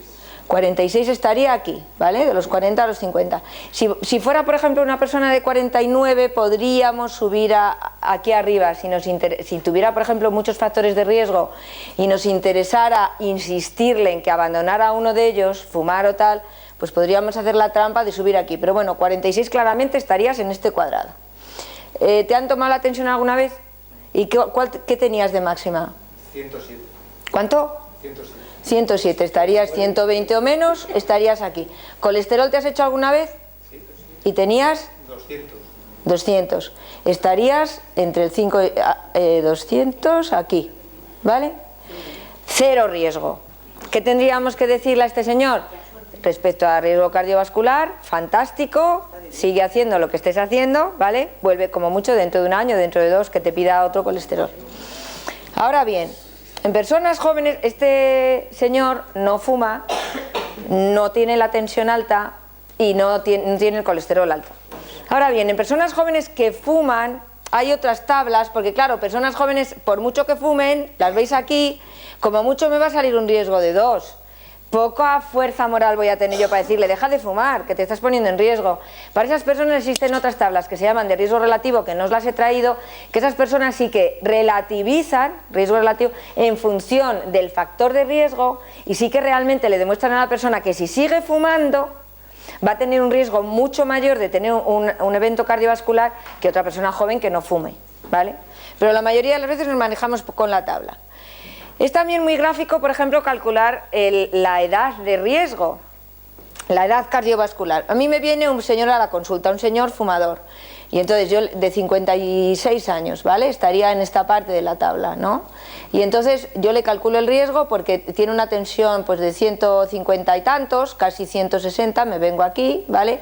Y viene a buscar una analítica y en la analítica tiene 240 de colesterol, que estaría más o menos aquí, ¿veis? Le saldría es un 6, ¿verdad? ¿Vale?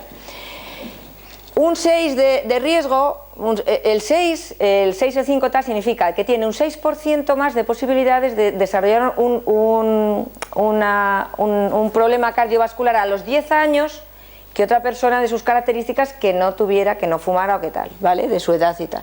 Entonces algo muy gráfico es que él se puede quedar muy contento con su 6, pero si yo le digo, ¿te das cuenta que aquí hay otro 6? Y me dice, sí. Digo, fíjate, un tío de 65 años con una tensión alta de 160, ya de 65 años, ¿vale? Y con un colesterol como el tuyo, pero como no ha fumado, tiene el mismo riesgo que tú. ¿Cómo lo ves? Es decir, o de otra manera, tú con 55 te estás sumando 10 años a tu riesgo cardiovascular por fumar. Si no fumaras, a lo mejor te bajaba el riesgo, bueno, sin a lo mejor, te bajaba el riesgo a 3. Y 3 significa que no te tengo que poner prácticamente tratamiento, te tengo que insistir que camines, en que adelgaces un poco y tal. Pero ya con 6 es que te tengo que poner tratamiento para el colesterol, te tengo que poner tratamiento para la tensión, tenemos que estar haciéndote análisis cada año. ¿Entendéis para qué valen las tablas? Son muy gráficas y muy intuitivas. Otro voluntario y terminamos. Una chica. La chica fumadora. No hace falta. Una chica. A las mujeres no se les debe preguntar nunca la edad, pero ¿cuánto? 71. 61. ¿Y no fumas? No fumadora. Mujer no fumadora de 71. De 61, perdón. Es que iba a decir, de 71 te saldrías de la tabla. Y ya... Entonces... Y ya directamente consideraríamos que el riesgo es alto por la edad y pasaríamos a valorar independiente. 61 estaríamos aquí. ¿Te han tomado la tensión alguna vez? Sí. ¿Más o menos te acuerdas la máxima? Pues la máxima 120, 130 últimamente. Aquí. ¿Y el colesterol te lo han hecho alguna vez? Sí, lo tengo aquí 210. Bueno, tengas el que tengas, te das cuenta, por el hecho de ser mujer no fumadora y la tensión normal, tienes un riesgo de 1, que es verde, que es nada. Muy bueno.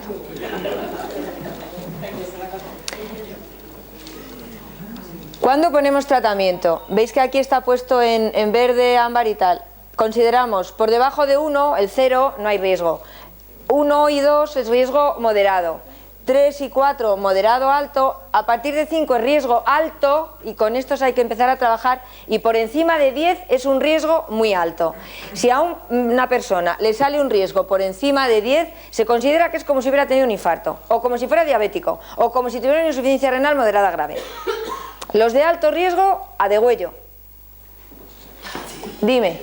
¿Tienes ya tratamiento de tensión, por ejemplo, en el pastillas? ¿En cuál se sitúa? Si tienes ya tratamiento para la tensión, en la tensión que tengas. En la tensión que te tome yo ese día.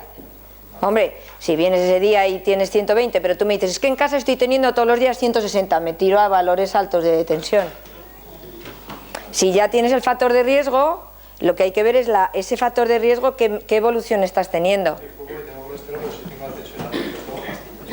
Tomas pastillas, claro, porque si no fumas y no tienes el colesterol alto, lo que hay que hacer es controlarte tu factor de riesgo, que es la tensión. Ahora, que tú tienes la tensión controlada, seguir con tu tratamiento de tensión y no problem. Mira, yo tengo un problema y es que tengo lo que llamáis vosotros la tensión de bata blanca.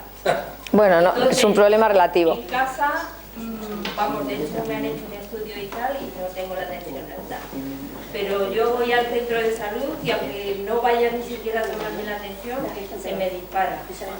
De tal forma que hace poco estuve en el hospital, que tenía revisión, que a mí me dio una trombosis hace 10 años y yo tengo, ya digo... ¿Una trombosis de dónde? Venosa profunda. Ah, bueno. Bueno, pero que a lo que voy a revisión.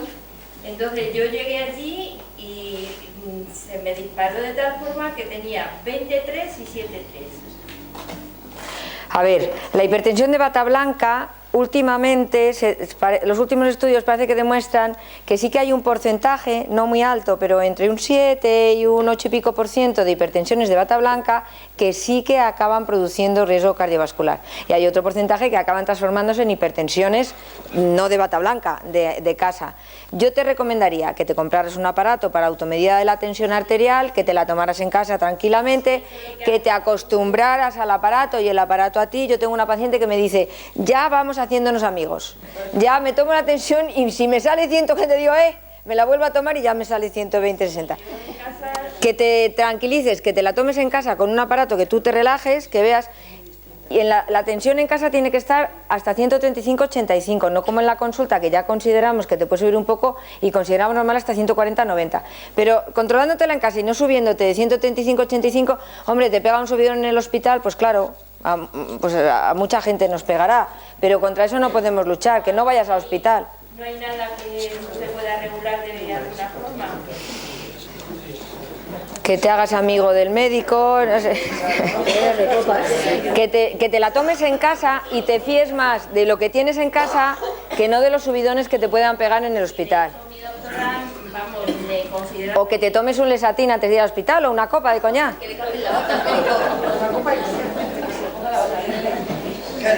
A ver, entonces decimos, por debajo de 5, en verde, riesgo bajo moderado, el numerito que nos sale, por debajo de 5, riesgo bajo moderado, el 5 y el 10, y el 10 son 10% más de posibilidades de tener un evento cardiovascular a los 10 años, ¿vale? Entonces, por debajo de 5, riesgo bajo moderado, entre 5 y 10, mi precaución, ¿vale?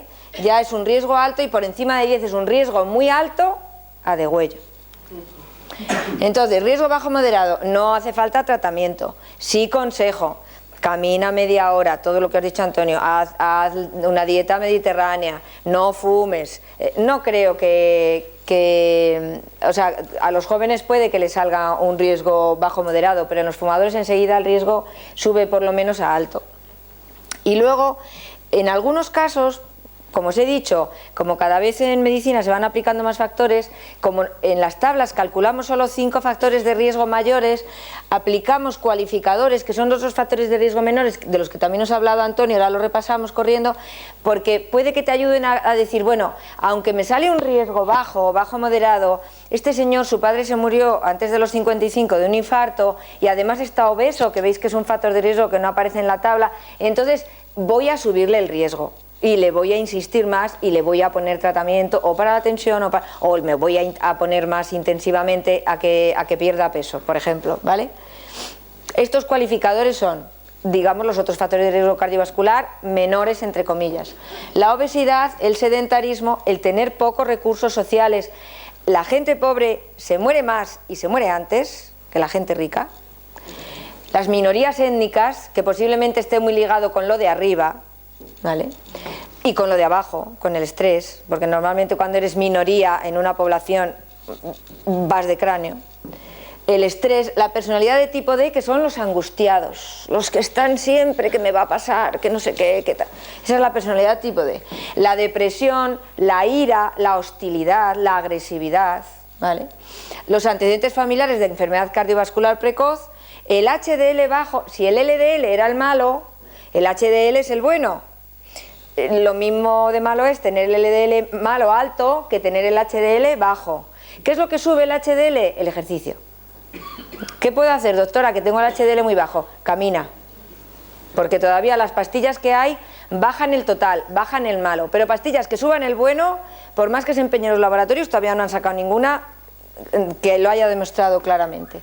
Y luego los triglicéridos altos, que son esos otros, cuando te miden el colesterol, veis que el médico te dice colesterol total, colesterol HDL, colesterol LDL y triglicéridos. ¿Y eso qué es? Pues son las otras grasas de la sangre que no son tan importantes como el colesterol, pero que en algunos casos sí que te pueden llevar a ponerle tratamiento a una persona. Los triglicéridos suben por comer y por beber. Están claramente asociados a comer y beber. Un señor a ti te dice, hago la dieta fenomenal y no me baja el colesterol. Digo, vale, pero como te mida los triglicéridos y los tengas altos, me estás engañando. Ni estás haciendo la dieta ni estás dejando de beber alcohol.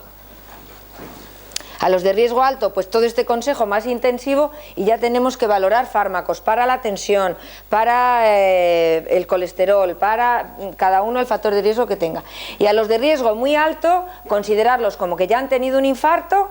Y aunque no los podemos mandar a la escuela de canto blanco, pero intensivamente tienes que dejar de fumar, tienes que perder peso, tienes que caminar, tienes que tener la tensión controlada y tal y cual. Intervención inmediata. Para terminar, aunque desconfiados, los médicos no dejamos de investigar y de ver, puesto que nos morimos de enfermedades cardiovasculares en los países desarrollados, que no hay que olvidar que somos la minoría. La mayoría se muere de hambre, de guerra o de infecciones. Entonces, como es la principal causa de muerte en países desarrollados, se siguen investigando posibles factores que se puedan evitar. Y fijaros que uno de ellos es la gripe, que parece una cosa como totalmente que no tiene nada que ver una cosa con la otra.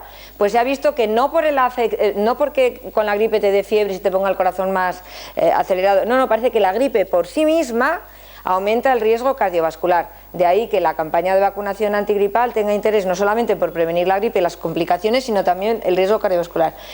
Esto de SHS es los que tengáis puesta una CPAP para respirar por la noche en casa, lo de las apneas del sueño.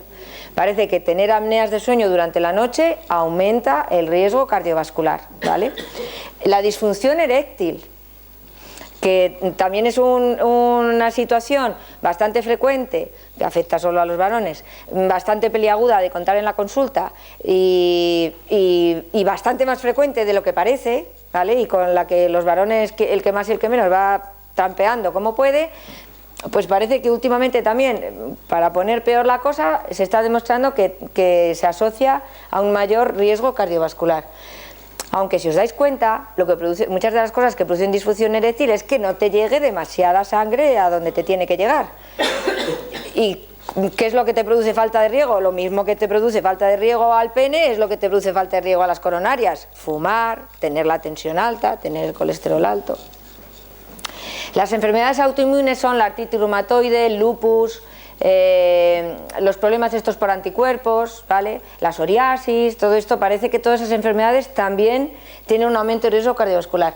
El tener infecciones dentales importantes, las periodontitis, los que hayan recibido radioterapia, pues por cualquier tipo de cáncer, ¿vale? Cuando se ha recibido radioterapia, y el trasplante cardíaco, no por el propio trasplante ni por los inmunosupresores, sino, no por las complicaciones del trasplante que normalmente son cardiovasculares, sino el propio trasplante en sí, parece que está asociado con más riesgo cardiovascular en el futuro. Pero estas con 3 interrogaciones, con ensayos clínicos puestos en marcha, con a ver qué pasa, que parece que se sospecha, para el síndrome de apnea y hiponea del sueño, para las apneas del sueño prácticamente está ya demostrado y yo creo que prácticamente todos los sanitarios ya marcamos a los de apnea como con riesgo alto cardiovascular, para el resto de las situaciones no, ¿vale? Y nada más. Muchas gracias por venir, doy las gracias a la Universidad Popular por invitarme y a mi marido por haberme dejado ayudarle.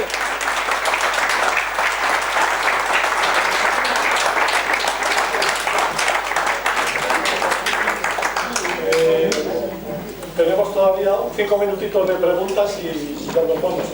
Si alguien quiere hacer alguna pregunta. Pues aquí estamos. Los niveles de colesterol, bueno o malo, azúcar, lo que esté ahora oficialmente.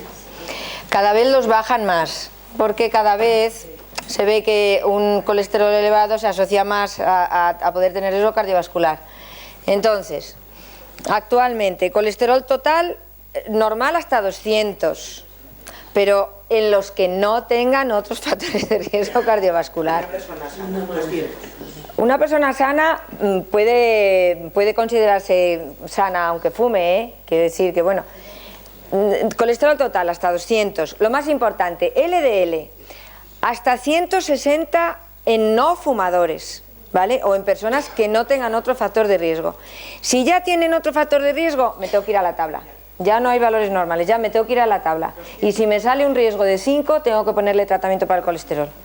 Pero si no tiene ningún otro factor de riesgo, así a priori yo veo una analítica y sé que la persona es joven, que no fuma, que no tiene una tensión alta, que no es diabético, digo, a ver, colesterol total y sobre todo me voy al LDL. A ver, LDL de menos de 160, vale, santo y bueno. ¿Vale? Hasta 160 de LDL. Ahora, si ya fumas, ya me voy a LDL de 130. Y si has tenido un infarto, tienes que tenerlo por debajo de 70. ¿Y el azúcar ahora cómo está el nivel? El azúcar, hasta 100, normal. Por encima de 126, diabetes. Entre 100 y 126, glucemia basal alterada. Si tienes entre 100 y 126, te tienen que hacer una hemoglobina glicada. Si la hemoglobina glicada está por debajo de 6, vale. Si está por encima de 6,5 2 veces, diabetes.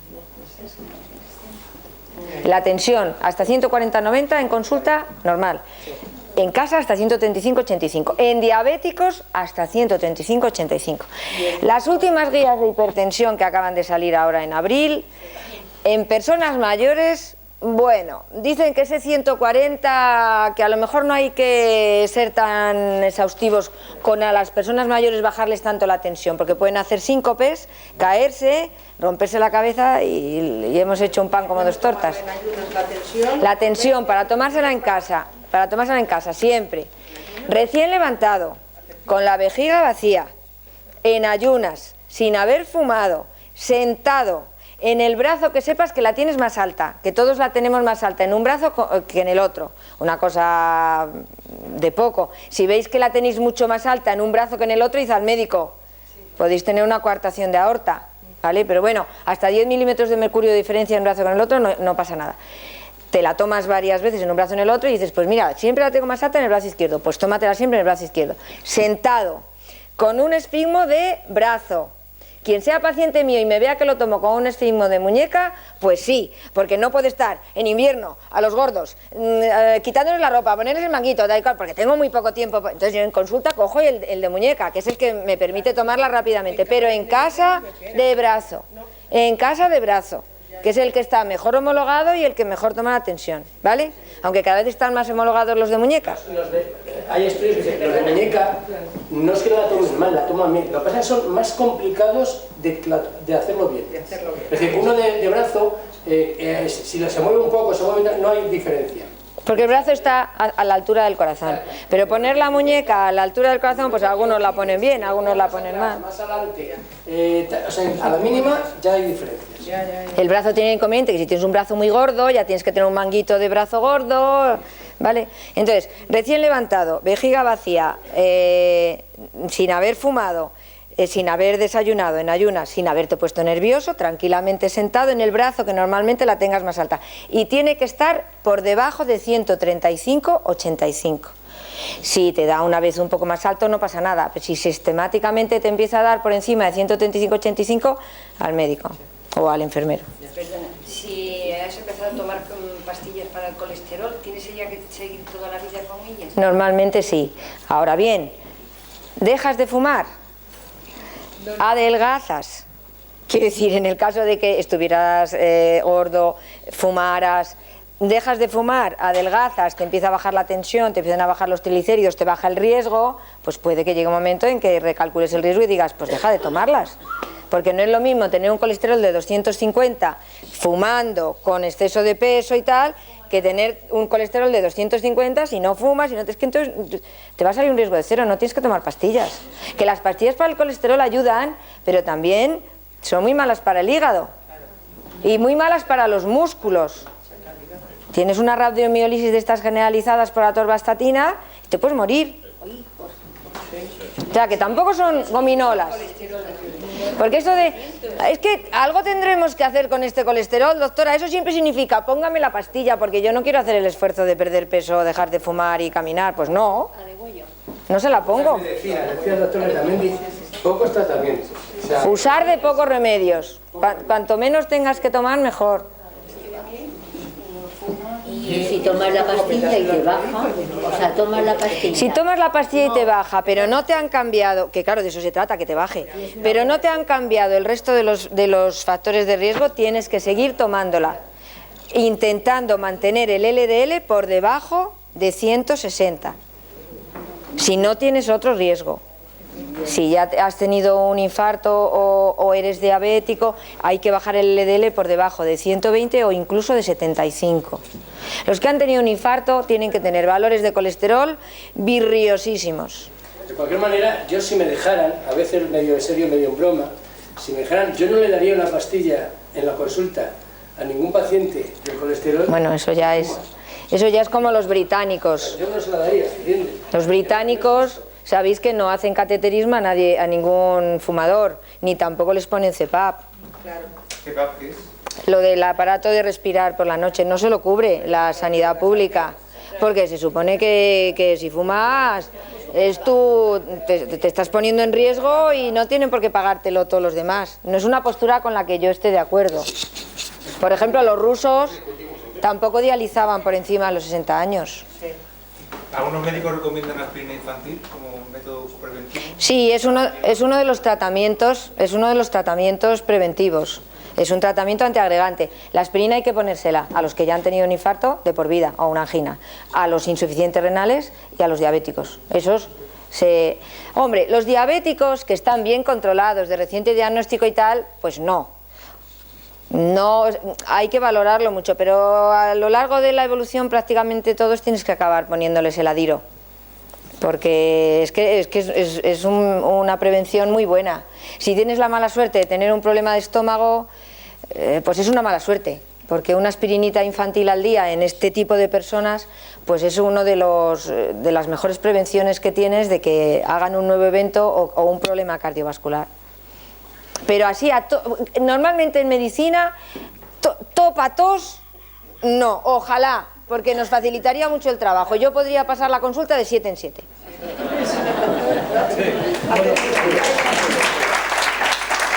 Ay, qué bonito. Yo creo que ha quedado demostrado que son los dos, Ángeles y Antonio, excelentes comunicadores, ¿no?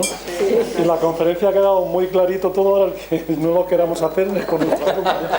Bueno, esto es un recuerdo de su paso por Ay, la qué bonito. universidad. Muchas y una gracias. invitación para que sigáis, Bueno, porque, muchas gracias. porque es estupendo para ti, Ángeles. Muchas gracias. Y para Antonio. Muchas gracias. Muy bonito, ¿eh? Muchas gracias a todos.